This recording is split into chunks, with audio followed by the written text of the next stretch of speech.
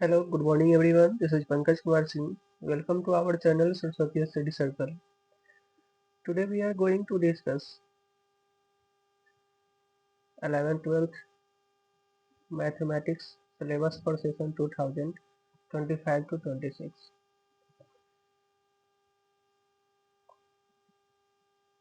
तो आज हम लोग CBSE क्लास 11th 12th की मैथमेटिक्स का सिलेबस के बारे में डिस्कस करेंगे जो 2025 और 26 के लिए बनाया गया है। CBSE समय समय पे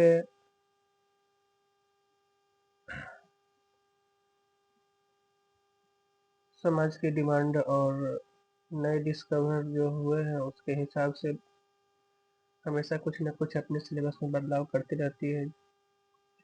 इसी घड़ी में इसका हर ईयर का अपना सिलेबस जो है ये अपना हर ईयर के लिए शेड्यूल करती है। बाकी सब संस्थान द्वारा ऐसा नहीं किया जाता है। यहाँ हर ईयर इसका सिलेबस पब्लिश होता है हर सेशन के लिए। ऐसा नहीं कि एक बार निकल गया वो कंटिन्यू चलते रहता है। यहाँ हर सेशन में इसका सिलेबस जो है अपडेट करके दिया जाता है। इसी घड़ी में आज हम लोग 11 12 का मैथमेटिक्स का जो है उसके सिलेबस के बारे में डिस्कस करेंगे। तो आते हैं हम लोग अपने टॉपिक की ओर। देखते हैं पहला जो देखिए पहला इसका स्ट्रक्चर है, कोर्स स्ट्रक्चर क्लास 11th के लिए पहले दिया गया है। इसमें जो है आपका सेट एंड फंक्शंस इसके बारे में पढ़ना है जो आपका 23 मार्क्स का है आउट ऑफ 80। और अलजेब्रा है सेकेंड यूनिट में जिसमें आपको 25 मार्क्स का क्वेश्चन पूछा जाएगा आउट ऑफ 80। और थर्ड यूनिट में आपका कोऑर्डिनेट ज्योमेट्री पढ़ना है जो आउट ऑफ 80 12 मार्क्स का पूछा जाता है। और फोर्थ यूनिट आपका कैलकुलस का है जो 8 मार्क्स ओनली है। इसमें ज़्यादा कैलकुलस 11th में नहीं पढ़ना है, वही 12 में इसका जो है पोर्शन बढ़ जाता है। लास्ट यूनिट 5 जो है स्टैटिक्स एंड प्रोबेबिलिटी है जिससे 12 नंबर का क्वेश्चन पूछे जाते हैं। और बाकी 20 नंबर जो है इंटरनल असेसमेंट से होता है। तो 80 नंबर का आपका एग्जाम होगा, 20 इंटरनल असेसमेंट है जो स्कूल द्वारा दिया जाता है। ठीक है, अब यहाँ लिखा हुआ है नो चैप्टर और unit wise weightage care to be taken to cover all the chapters. ठीक है, अब ये कोई चैप्टर वाइज यूनिट नहीं है जितने या यूनिट वाइज वेटेज नहीं दिया गया है। यानी इस ऑल चैप्टर जो भी सेट जैसे सेट एंड फंक्शन है तो इसमें सभी चैप्टर को एक्सरसाइज जो भी है सब टोटल मिला करके 23 पूछा जाएगा। 23 मार्क्स का ऐसा नहीं कि कुछ खास पोर्शन से पूछा जाता है, तो जो सिलेबस है उसके अकॉर्डिंग सबका वेटेज। देखिए अब आ जाते हैं हम लोग सेट फंक्शन में। इसमें आपका क्या क्या पढ़ना है। देखिए सेट में आपको पढ़ना है set and their representation, set और उसको कैसे रिप्रेजेंट करते हैं, empty set, finite and infinite set,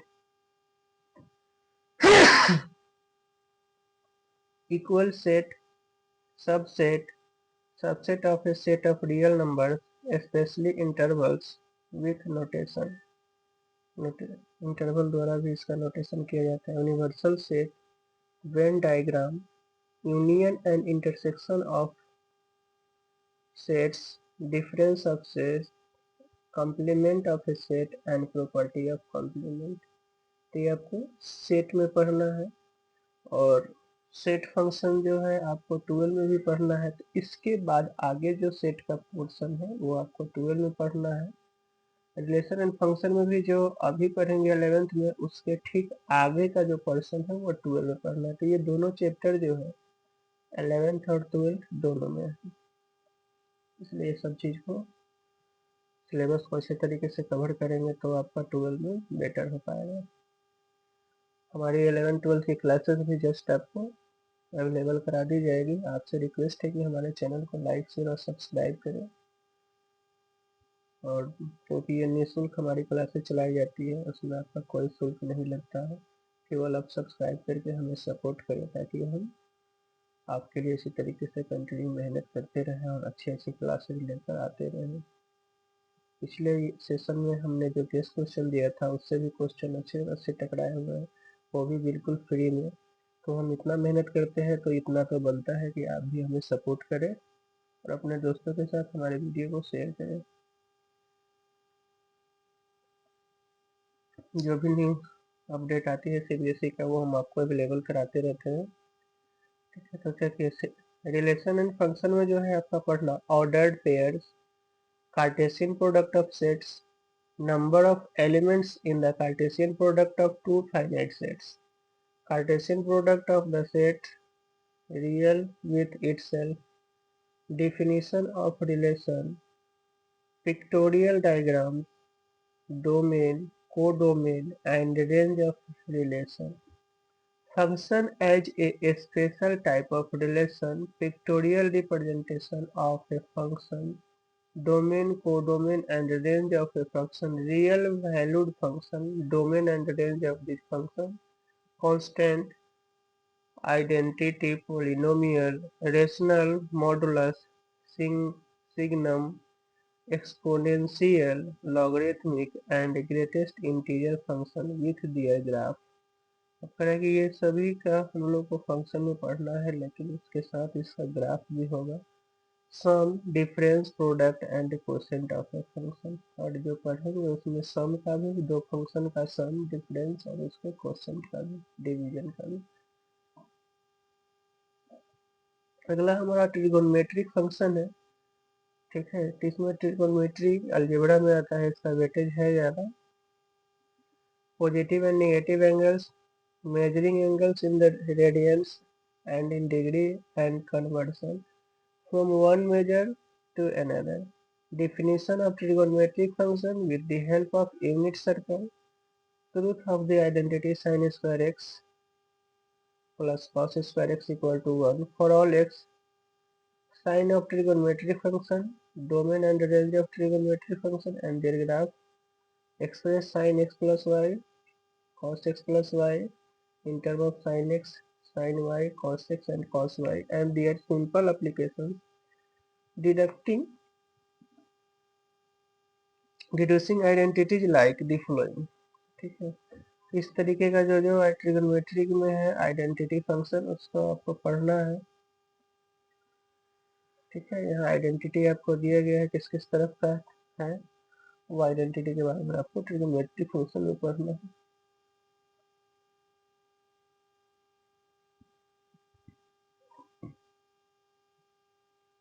उसके बाद हमारा आ जाता है यूनिट 2 में अलजेब्रा है।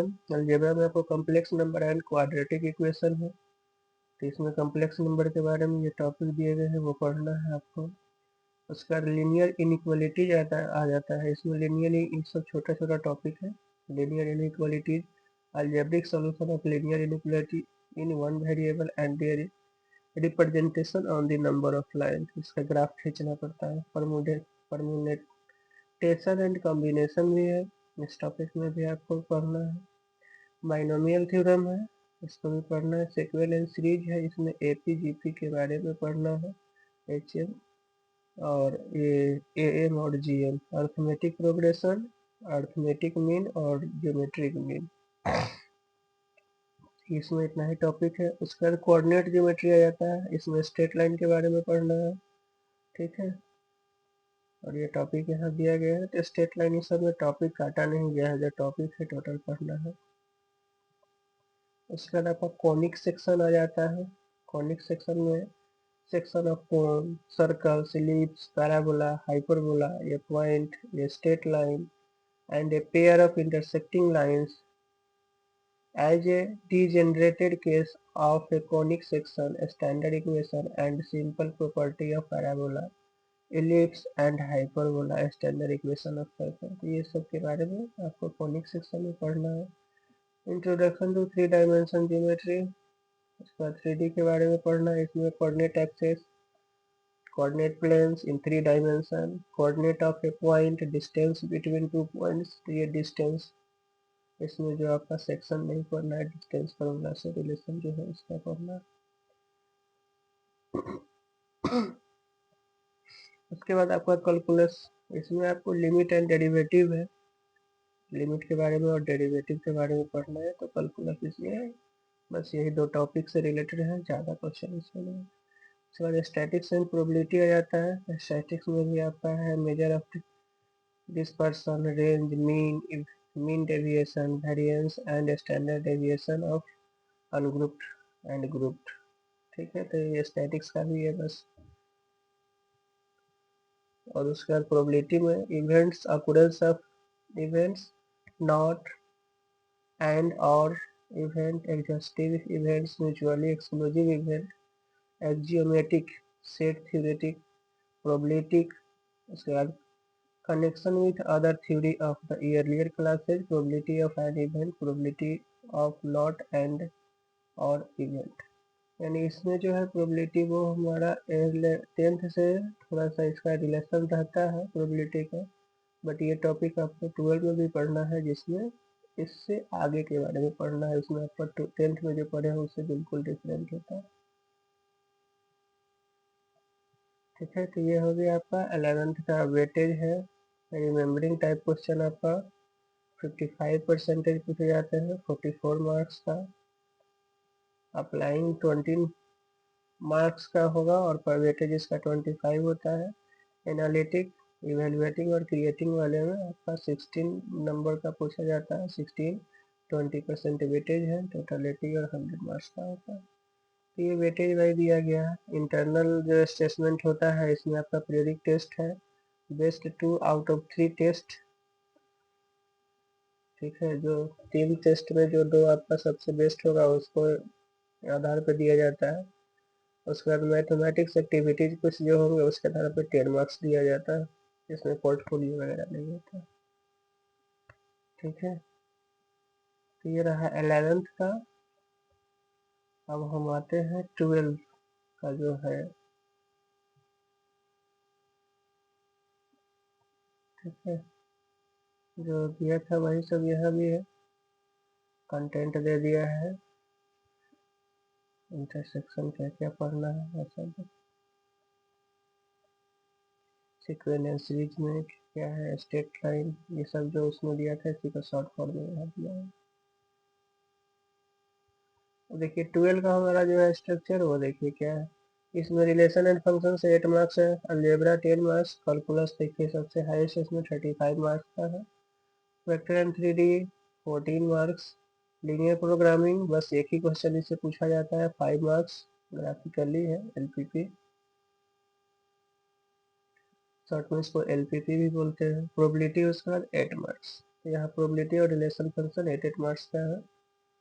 ठीक है, लीनियर प्रोग्रामिंग एक ही क्वेश्चन पूछे जाते हैं 5 मार्क्स, तो इसमें ज़्यादा नहीं, क्वेश्चन बनाने का प्रोसेस पढ़ लेंगे, LPP कैसे बनता है, 5 मार्क्स का। प्रोबेबिलिटी में यहाँ थोड़ा सा ज़्यादा पढ़ना होता है। देखिए क्या क्या टॉपिक है। रिलेशन और फंक्शन में type of relation, reflexive, symmetric, transitive and equivalence relation, 1 to 1 and onto function, 1 1 और ऑन टू फंक्शन के बारे में पढ़ना है। इनवर्स ट्रिगोनोमेट्री फंक्शन है, इसमें डेफिनेशन है, range, domain, principal value of value, branch, graph of inverse trigonometric function. ये ट्रिगोनोमेट्री का इतना पढ़ना है इसमें। अलजेब्रा में आपका मैट्रिसेज है, डिटर्मिनेंट्स है। ठीक है, तो इसमें भी आपको टोटल पढ़ना है, मैट्रिसेज और डिटर्मिनेंट में इसमें कुछ हटाया नहीं गया है। ठीक है, इसका PDF हमारे टेलीग्राम चैनल पे अवेलेबल है, आप वहाँ जा करके देख सकते हैं। उसके बाद कैलकुलस में आपका कंटिन्यूटी है, डिफरेंशिएबिलिटी है, इसके बारे में पढ़ना है। इसका भी फुल फंक्शन जो भी टॉपिक है सारे टॉपिक को पढ़ना है आपको। NCERT बुक बेस्ट रहेगा तैयारी करने के लिए। बाकी आप प्रैक्टिस के लिए कोई भी बुक RD शर्मा, सिन्हा कोई भी ले सकते हैं, लेकिन NCERT आपको पढ़ने पड़ेंगे अच्छा स्कोर कर। उसके बाद सेकेंड टॉपिक आपका एप्लीकेशन ऑफ डेरिवेटिव है, ये वर्ड प्रॉब्लम टाइप क्वेश्चन होगा। उसके बाद अपने डिफरेंशिएशन के बाद अब इसमें इंटीग्रेशन भी है। इंटीग्रेशन का देखिए टर्म किस किस टाइप का इंटीग्रेशन पढ़ना है। Fundamental theorem of calculus, without proof, basic property of definite integrals and evaluation of the definite integral। उसके बाद एप्लीकेशन ऑफ इंटीग्रल भी है, इसमें डिफरेंशियल इक्वेशन के बारे में भी पढ़ना है। तो ये सब जो टॉपिक है आपको पढ़ना है, सब चैप्टर ज़्यादा हटाया नहीं गया है, अभी कोई चेंजिंग उतना नहीं किया गया है। जो पढ़ रहे थे हम लोग उस टोटल को भी पढ़ना है, क्योंकि NEP लगेगा तो बुक जब तक नहीं पब्लिश नहीं हो पा जाता है, जिस वार से आपका 8 में बोर्ड लग जाएगा उसके समय से सिलेबस 9, 10, 11, 12 का भी चेंज हो जाएगा। उसका देखिए 3D में हम लोग को यहाँ वेक्टर पढ़ना है, 3 डायमेंशन ज्योमेट्री है, इसका भी यहाँ टॉपिक जो दिया गया है पढ़ना है। लीनियर प्रोग्रामिंग प्रॉब्लम, इसमें से तो आपका बस एक ही क्वेश्चन पूछा जाता है, तो जो टॉपिक है इसमें उसको पढ़ लेना, एक ही एक्सरसाइज भी होता है। उसके बाद प्रोबेबिलिटी में आपका देखिए क्या क्या है, प्रोबेबिलिटी इसी से रिलेटेड आपको पढ़ेंगे। अच्छे स्कोर करने के लिए आपको जो जो सिलेबस में टॉपिक दिया गया है उसी टॉपिक से रिलेटेड पर फोकस करेंगे। एक्स्ट्रा चीज़ों को आप अपना पढ़ सकते हैं, लेकिन वो बोर्ड के व्यू से नहीं होगा। अगर आप कॉम्पिटिटिव तैयारी वगैरह कर रहे हैं तो एक्स्ट्रा पढ़ सकते हैं, अदरवाइज आपको अगर केवल बोर्ड की तैयारी करना है तो जो सिलेबस है उस पर कमांड करना जरूरी है। और इसके लिए आपको NCERT या प्लस कोई साइड बुक ले सकते हैं, लेकिन NCERT सबसे मस्ट है, NCERT आपको पढ़ना बहुत ही अनिवार्य है। अब देखिए प्रोबेबिलिटी में आपका कंडीशनल प्रोबेबिलिटी है, अभी बताया था हमने पहले ही कि आपको 10 और 11 मिलता जुलता है, 12 में बिल्कुल अलग कंडीशन पे प्रोबेबिलिटी को पढ़ना है। मल्टीप्लिकेशन थ्योरम ऑफ प्रोबेबिलिटी है, इंडिपेंडेंट इवेंट्स है, टोटल प्रोबेबिलिटी और बेग थ्योरम, ये सब प्रोबेबिलिटी में आपको पढ़ना है। ठीक है, तो ये हमारा 12 का जो सिलेबस है वो रहा।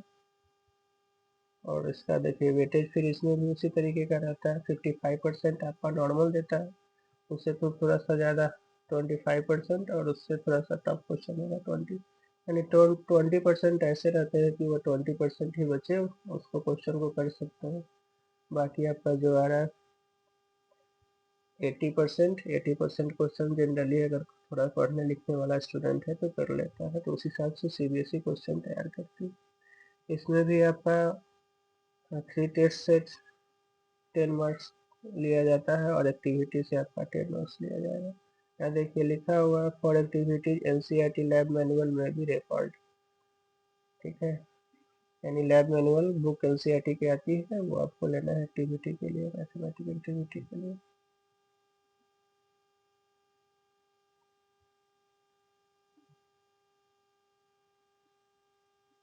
देखिए टेस्ट का भी यहाँ दे दिया है आपका, tentative month, pre mid term यानी PT1 आपका जुलाई से अगस्त के बीच में लेना है, मिड टर्म PT2 जो है नवंबर में लेना है, और PT3 आपका दिसंबर से जनवरी में ले लेना है। उसके बाद तो प्री बोर्ड होता है, तो ये 3 को आपको टेस्ट भी लेना है।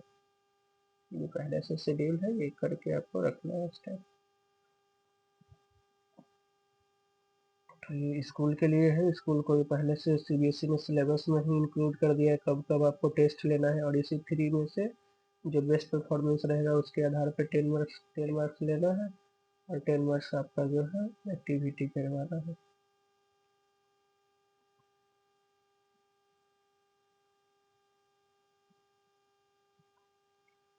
ठीक है, अब ये देख लीजिए बुक के लिए कि मैंने एक्टिविटी वर्क के लिए क्या क्या है। NCERT का ही लेबोरेटरी मैनुअल बुक खरीदने के लिए बोल रहा है। उसके बाद मैथमेटिक्स टेक्स्ट बुक लिख लेना है 11th NCERT पब्लिकेशन का, पार्ट 1 टेक्स्ट बुक लेना है 12 का पब्लिकेशन NCERT, फिर पार्ट 2 12 का फिर लेना NCERT का ही मैथमेटिक्स एग्जाम्पलर भी इसका है 12 published by NCERT, mathematics exemplar 12 published by NCERT। मतलब मैथमेटिक्स लैब मैनुअल भी आपका 11th के लिए है, और लैब मैनुअल 12 के लिए, सब NCERT का बुक है, तो यही सब बुक को आपको पढ़ना है, इसी से रिलेटेड क्वेश्चन पूछे जाते हैं। ठीक है, तो यह सिलेबस का डिस्कशन हमारा आप समाप्त होता है, फिर हम लोग आते हैं नए टॉपिक के साथ। तब तक के लिए विदा लेते हैं। आपसे बस ये रिक्वेस्ट करते हैं कि हमारे चैनल को लाइक शेयर और सब्सक्राइब करें, इसके लिए सदा हम आपका आभारी रहेंगे, और सपोर्ट करते रहेंगे तो हम कंटिन्यू इसी तरीके से जो है फिर हम आपको आप सभी को मुफ्त में और डिफरेंट वैदिक मैथमेटिक्स की क्लासेस भी हमारी आ रही है, साइंस और मैथ की भी 11-12 तक की, और कॉम्पिटिटिव मैथ की क्लासेस जस्ट और रीजनिंग की भी अवेलेबल होने वाली है। आप सभी से रिक्वेस्ट है कि यार डिफरेंट टाइप के जो भी स्टूडेंट हैं, किसी भी लेवल के हैं, चाहे वो ग्रेजुएशन है, कॉम्पिटिटिव की तैयारी कर रहे हैं, उनके लिए भी हमारे चैनल बेनिफिट साबित होगा, इसलिए हर ग्रुप एज ग्रुप के बच्चे हमारे चैनल के साथ जुड़ सकते हैं, चाहे जूनियर सेक्शन के हो, सीनियर सेक्शन हो, या कॉम्पिटिटिव एग्जाम की तैयारी कर रहे हैं। Thank you so much for watching. फिर मिलते हैं हम लोग, तब तक के लिए विदा लेते हैं। थैंक यू, धन्यवाद।